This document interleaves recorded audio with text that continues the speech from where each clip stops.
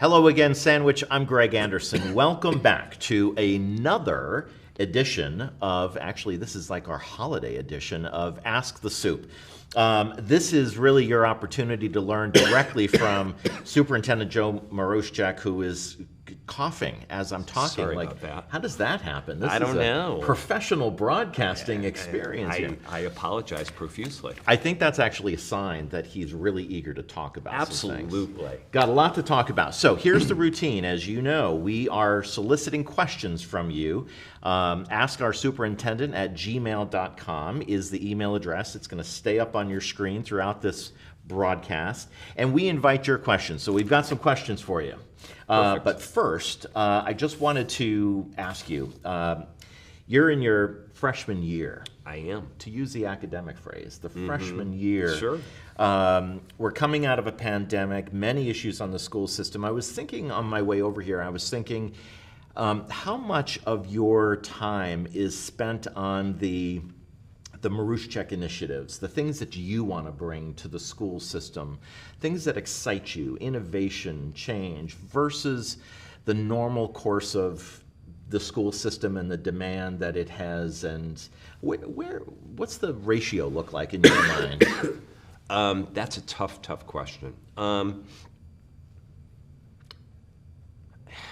You always want a North Star to guide your work, and you know, to your point, the initiatives, the things that really excite you are your North Star.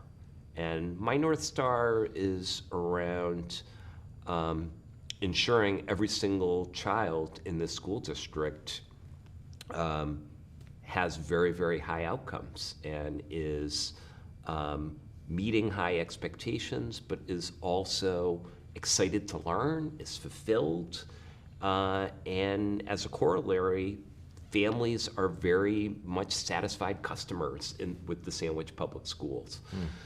So yeah, they are your customers. Absolutely, yeah. And it is about customer service. So I would say invariably, at least maybe a third to a half of the work is guided by that North Star, and that is really the proactive, important work that needs to be done. But you know, in the day-to-day operations, you know, a good chunk of your work is also reactive, where things happen in the context of the schools that you need to react to. Yeah. You know, a parent emails you over a specific concern. You know, I received an email first thing this morning about a concern about graduation and graduation dates and so on. You know, with a very long, thoughtful email that is clearly very important to this parent. So you have to react to things like that happen. Some are smaller, some are much larger and have larger implications. So plus you're brand new-ish to this. You got a long time ahead of you. We don't need to boil the ocean. No, there is an element of that. You have to pace yourself. Yeah. But this year, as my freshman year, it's really important to establish yourself and to communicate and to be open and to make as many connections as possible. Well, I think this is a nice way to do that. I think Absolutely. It's easy to be busy in meetings and busy in kind of the work stuff as a superintendent and not really have that, you know, how does he phrase things? How does he speak to issues? What are his thoughts? So hopefully this is a nice way to do that. Questions we have. I want to start with some MCAS questions.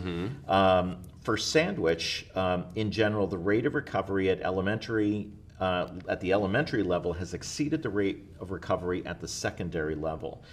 Can you explain that? Can you break that down for us? What does that mean? What it means is we saw a quicker restoration of our proficiency rates at the elementary level.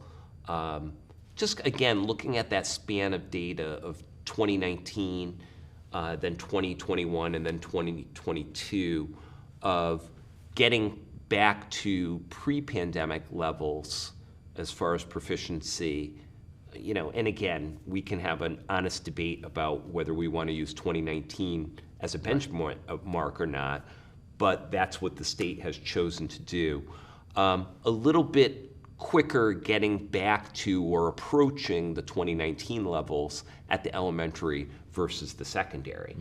To be fair, though, if you were to look at the secondary level, and particularly at Sandwich High School, and again, grade 10 being a high-stakes test in the sense that it's a graduation requirement, some of the drop-off at the high school was not as dramatic as it was at the elementary. So there was less of a gap to get back to.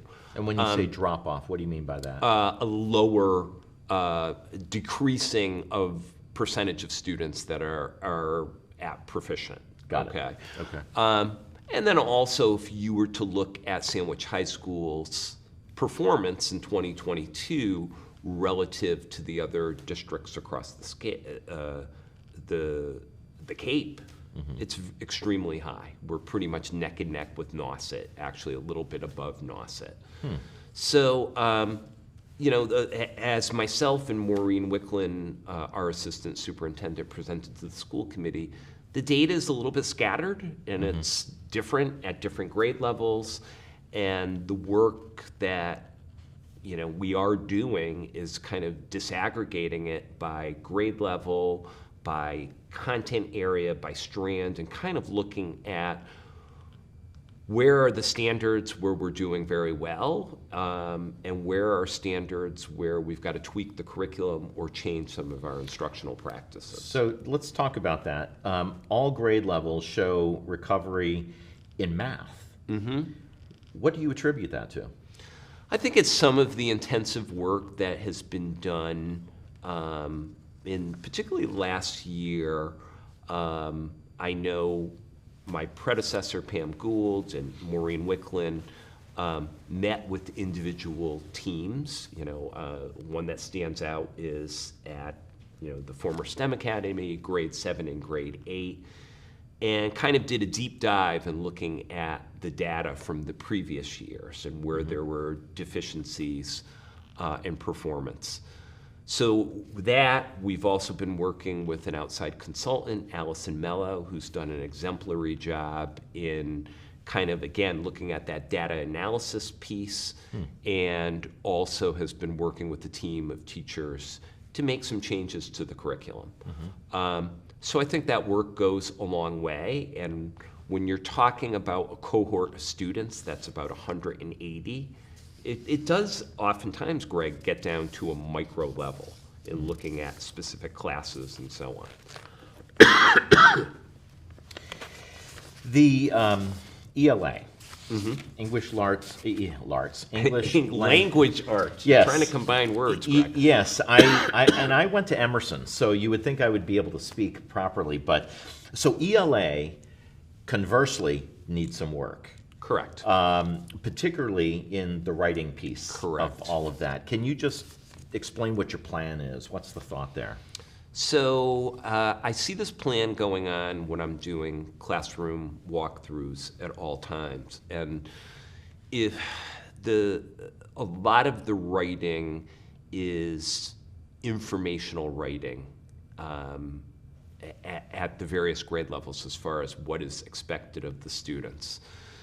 So a lot of the instruction that's happening even at the elementary level is kind of getting kids into the mindset of being able to write informational text, which is very, very different than the classic, 3 or 5 paragraph essay that, we learned as kids growing up.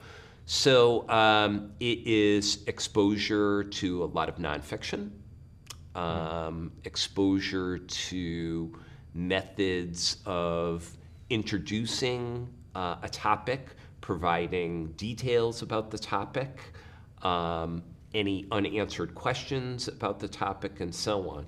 So there is a certain degree of formula of that type of writing, but in some of our initial data analysis, that's where we saw the biggest deficiency in our students. And part of it, honestly, was also fatigue. You know, when the kids are doing the ELA tests, it's 3 consecutive days on their Chromebooks, and some of the largest writing piece is the last day of the testing. Yeah. So, you know, Yeah. I think there's fatigue statewide, Yeah. but there's also, you know, fatigue locally.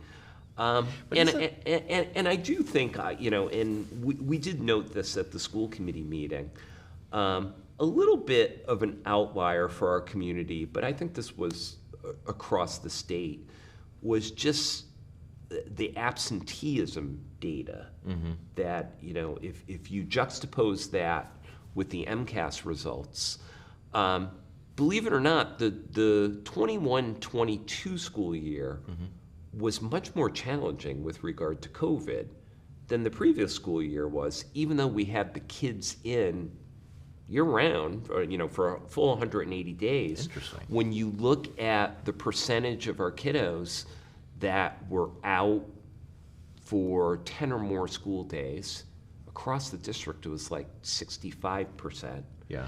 If you look at the number of kids that were chronically absent, that is defined as 10% of the school year or more, which would be 18 days or more, it was pushing 40%. Wow. And if you think about where we were a year ago at this time, that if a student was diagnosed with COVID or if a student was a close contact, automatically 10 days out. Yeah. So it's not surprising that we had those challenges, and I think, unfortunately, we had a great deal of kids who missed a great deal of instruction last school year. You know, one of the things that I want to talk to you about, not necessarily now because I've got some other questions for you to ask, but the whole topic of how kids are learning today. You know, my kids grew up on iPhones. You know, they learn in this little sphere of knowledge, and everything is instantaneous, and they write LOL and, you know, things along those lines. So the learning is different versus when you and I were in school and we had to read a big fat book and absorb it, write to it, all of that. So I'm interested in that whole learning process. I'm going to ask you right now, is it more difficult to have a kid hit those academic achievements in order to prepare them for college, in order to prepare them for life as best as possible, when their experience has been so digitally focused?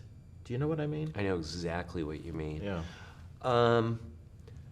I think, like most things in life, Greg, you need balance.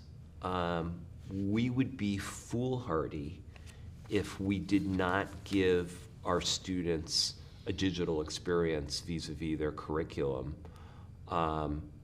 A, because it's the world that kids live in and will be working in someday, but B, also the pragmatic reality of all the testing, including, you know, tests like the MCAS are done online now, so we have to give them that experience. But I'm also a big believer that we need the traditional, you know, pen and paper, particularly, you know, our youngest learners, when they're learning how to read and write, they need that tactile experience. Kids need to learn, you know, again, younger kids to actually physically write things and so on. So I think it needs to be an appropriate balance. At the younger grades, I think it definitely needs to be more heavy on the traditional reading and writing and tactile experience. Whereas the older the students are, the more it can be a digital experience. Great. Okay, let's change the topic. Let's talk about safety in the schools as it relates to COVID, the flu, RSV, all of this. Flu season is among us. COVID precautions still stand. Can you give an inside look as to how you are staying ahead of student and employee safety in the schools as it relates to all of that? Sure. So what we did last week for the Thanksgiving break, and then we'll do again as we break for the holidays, is we did distribute to every single student and every single employee a take-home COVID test. Very, very similar to what the state organized last December as well, or actually when people returned in January. So we will do that. Some of the aforementioned COVID restrictions still are in place, particularly with our younger students, as far as, I think about during lunchtime where there's, separations between the students, and we're still running with that. But by and large, it is very much a normal operation. Again, we're very, very explicit as far as masking. Masking is strictly optional. In my conversations with Nicola Bordelone, who's our lead nurse, she's kind of concerned about flu season. She's really, really concerned about RSV, particularly in our younger students. And I think it's just a matter of the last 2 winters, everybody was kind of universally masked, and now we're not, and now we're seemingly paying the price for it. A lot of stuff is kind of coming back with a vengeance. But again, I think really, really stressing that masking is always an option for any child, for any family.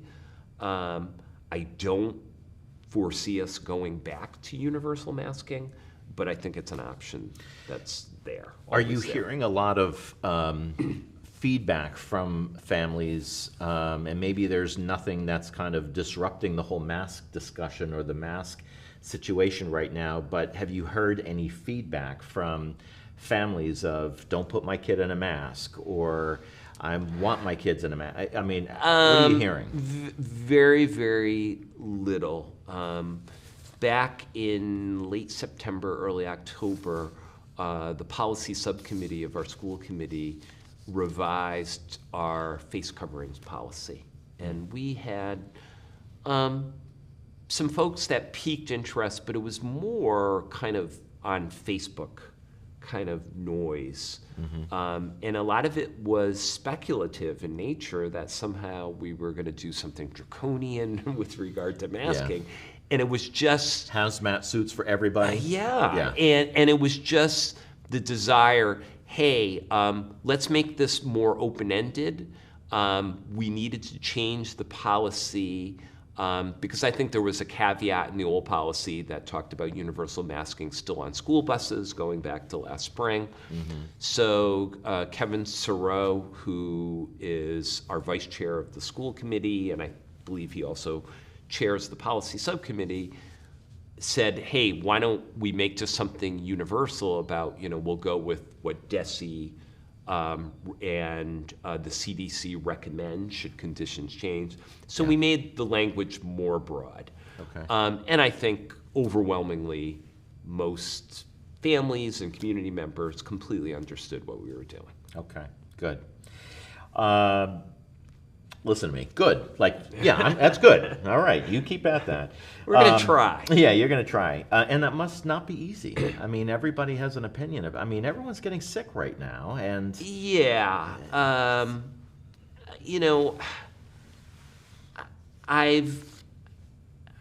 don't know if I'd go as far as Greg to say I've intentionally, but, I haven't made COVID or even doing COVID updates an emphasis at all. I'd like to believe as a society we're not, doing the proverbial whistling past the graveyard, but I view it more in the context of, okay, COVID is still here. It's something that we're going to have to live with for the foreseeable future, but we are moving forward. Yeah. Okay. Let me ask you a question here.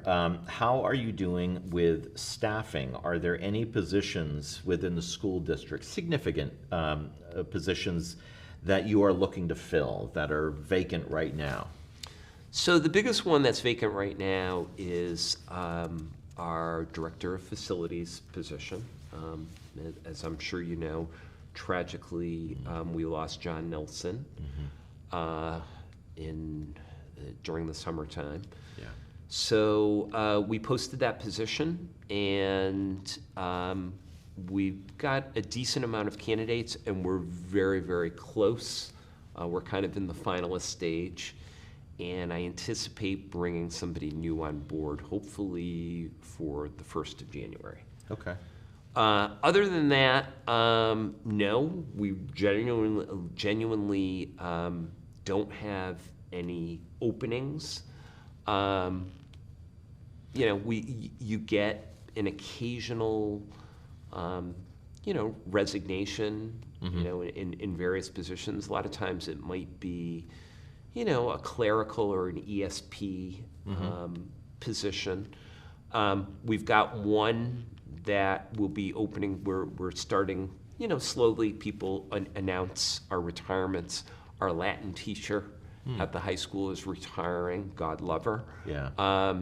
That's going to be a really, really difficult position to fill. There's not a lot of Latin teachers out there. Yes. Yeah. What do you need? What do you need do you need a master's in order to teach in the high school?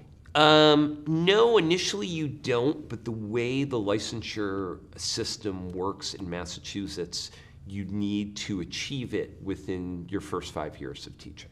Ah, got it. Okay. Okay. Generally speaking, what type of discussions with parents have you been having so far? You mentioned earlier you get an email about graduation, and you have a couple of, I'm a parent, I have a question or a concern or a compliment to offer to you. Any notable takeaways that you have today as we sit here from the time that you've been in this short period of time in the job? Sure. I think you get the pros and some of the cons. I think I said to you last time, I've been pleasantly surprised with parents that I've connected with that want to discuss big picture issues. I mean, you're always going to get parents who want to discuss something specific to their child or a problem or an issue. Right. But I've also had some really, really nice big picture conversations with folks as well. I think by and large, many of them are complementary to their children's experience in the Sandwich Public Schools, and they will discuss, with joy, with passion, about a teacher that really made a difference in their life of their child. When I'm getting feedback that is critical in nature, a lot of times it will be for issues around what I consider to be a lack of customer service, when there isn't appropriate communication, when there isn't appropriate follow-through. So those things also are some of the feedback that I get as far as, hey, you really need to work to be more proactive with communication. Like this event occurred and I had no clue that it was happening. Yeah. Or, hey, I emailed so-and-so and I never got a response back. Right. In my opinion, those types of things are unacceptable. And by the time it gets to you, they will have already bypassed whoever the initial person is that they're frustrated with. Sure. But also likely a principal. Sure. Yeah. And then they're going you do get some outliers that there's a concern and they want to go straight to the superintendent. But by and large, the overwhelming majority of folks, have tried to connect with an assistant principal, first and foremost with a teacher, assistant principal, principal, and so on, by the time that it gets to my level. And it is, people want to be heard. Correct. They want to be acknowledged and recognized. I don't even necessarily need you to agree with me. Sure. but I at least want to know that I'm being heard. And again, in this digital world, I send an email. Why am I not hearing back from that teacher, from that Sure. assistant or principal? So, any other feedback you're getting from parents? What are some of the good things that you're hearing? I am consistently hearing about a very positive culture for kids, about teachers kind of going the extra mile, work that has been done with regard to social emotional learning, explicitly teaching kids, like, we have this program known as Ruler, where in classrooms, and it's very, very strong at Forestdale and Oak Ridge, where kids just based upon this 4-color coding system identify what color that they're in. And, where obviously if you're red, that means you're real high energy, but you're very negative and, you could blow at any minute type thing. And part of getting kids to identify what they're feeling and what their emotions are is to talk about it, but then to regulate, to make sure that kids can self-regulate. So some of the feedback has been tremendous about work that's been done around that SEL piece, or that social emotional learning. And again, teachers just kind of going the extra mile as far as being supportive with students. Yeah. Kind of the flip side is ensuring that there's consistency in having high expectations for their kids, and consistency in providing support to kids so that they can get to those high expectations. Right. That it's not the gotcha game, so to speak, that where I'm going to say, hey, Greg, you're in my chemistry class, and it's going to be a long, difficult year, but I got to tell you, after being in Dr. Maruszczak's chemistry class, your freshman year of college, if you're a pre-med major, is going to be a breeze. Okay, that's great, but it doesn't mean I'm going to hammer you early and often. Or I'm going to have grading practices that are punitive in nature. Right. So ensuring that the expectations are strong, consistently across the board, but the support mechanisms for kids and the communication with those kids' families are also consistent. So that's been a feedback piece as well. I would have to say that you just scared the crap out of me, because 1, I'm awful at chemistry. Okay. 2, I would never go to pre-med. And 3, I've had plenty of those classrooms where the teacher is like, okay, buckle down, you got to work harder. Yeah. I was not a good student. So You this weren't? No, good Lord. No, I was a decent student, but I always had special ed help throughout my high school years, and I'm very grateful for that. Sure. My mother was a special ed teacher. I have a soft spot for that. So look, I want to wrap up. Any holiday mentions, questions? This will be running through the Christmas time frame. Anything of note you want to speak to? So a lot is going to be happening across the district, particularly at the middle high school, with regard to holiday concerts. I know Sandwich Soul is coming up in the next couple weeks. We'll have a choral concert, band concert. Just go to our website, sandwichk12.org, and you can see the upcoming events, and I look forward to being at each and every single one of them. And what a great thing for people like me. You don't have a kid in the school district, but to enjoy holiday events. Yeah. You know, I think back on when my kids were singing in chorus, and I was like, geez, I'm sitting through this whole thing. But there is something very youthful and fun and community-driven about that. So I'm so glad. So the website's the place to go. Yes. Joe, thank you so much. My pleasure, as always. It is a pleasure to talk to you. Next month, we're going to come back with some more questions for you. So look, I want you to email us. Don't forget, email us, askoursuperintendent@gmail.com. Send those questions in to me. We'll bring them to the taping here, and we'll ask as many of them as possible. I am so grateful to have this time with you, and Joe, I appreciate it, and we'll talk to you soon.